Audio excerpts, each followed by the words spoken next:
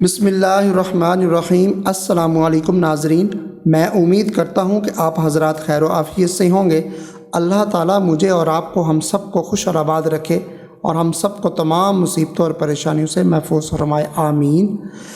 آج میں آپ کے لیے نبی کریم صلی اللہ علیہ وآلہ وسلم کی حدیث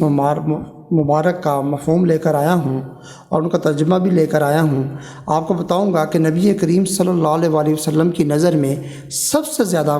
پیارا کون ہے؟ یعنی کہ ہر بندہ سوچتا ہے نا کہ آپ صلی اللہ علیہ وسلم کی نظر میں سب سے زیادہ پیارا کون ہے، کون ایسا شخص ہے جو آپ صلی اللہ علیہ وسلم کی نظر میں سب سے زیادہ پیارا ہو؟ تو نبی کریم صلی اللہ علیہ وآلہ وسلم نے فرمایا کہ لوگ خیال کرتے ہیں کہ میرے نزدیک سب سے زیادہ عزیز میرے اہل بیت ہیں، حالانکہ ایسا نہیں ہے۔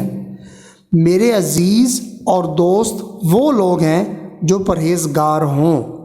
گو کہ وہ کوئی ہوں، کہیں ہوں۔ یعنی کہ آپ صلی اللہ علیہ وسلم نے فرمایا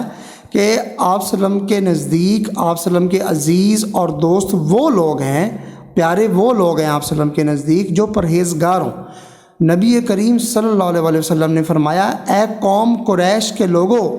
میرے دوست اور عزیز تم میں سے وہ لوگ ہیں جو پرہیزگار ہوں،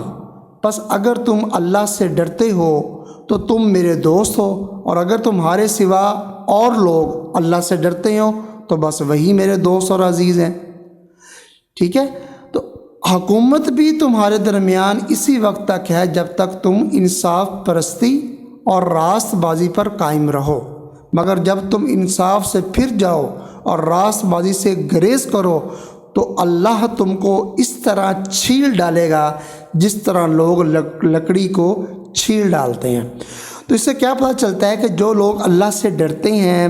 اللہ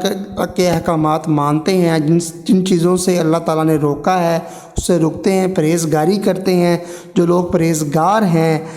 تو وہ آپ صلی اللہ علیہ وآلہ وسلم کے بھی عزیز بھی ہیں اور دوست بھی ہیں، اور آپ صلی اللہ علیہ وسلم کی نظر میں سب سے زیادہ وہ پیارے ہیں۔ اللہ کے نزدیک تو پیارے ہیں ہی ہیں جب وہ پرہیزگار ہو جائیں گے، اللہ کا حکم مانیں گے، لیکن آپ صلی اللہ علیہ وسلم کی نظر میں بھی وہ سب سے زیادہ عزیز ہیں، آپ صلی اللہ علیہ وسلم کے دوست بھی ہیں اور آپ صلی اللہ علیہ وسلم کی نظر میں سب سے زیادہ پیارے ہیں۔ اس لیے میرے دوستو، جو اللہ نے کہا ہے، وہی جو حکم دیا ہے، وہی احکامات جو اللہ نے دیے ہیں ہمیں، وہ اسی پہ ہی ہمیں عمل کرنا چاہیے، جن سے اللہ تعالیٰ نے اور اللہ کے رسول نے ہمیں جن چیزوں سے روکا ہے، منع فرمایا ہے،